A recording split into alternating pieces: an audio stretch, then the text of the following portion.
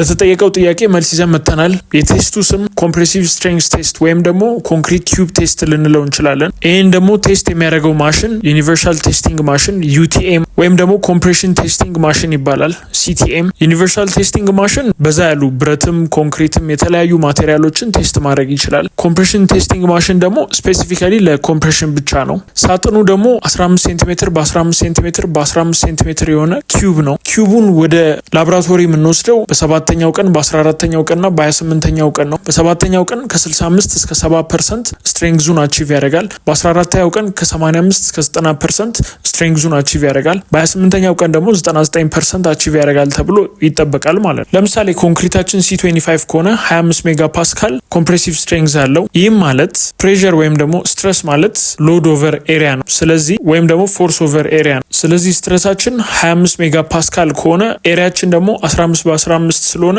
0.025 ሜትር ስኩዌር ነው ማለት ነው። ስለዚህ ክሪስ ክሮስ ስናደርግ 562.5 ኪሎ ኒውተን ኮምፕሬሲቭ አክሲያል ሎድ አፕላይ ተደርጎበታል ማለት ነው። ኪዩብ እና ሲሊንደሪካል ስትሬንግዝ የሚባል ነገር አለ።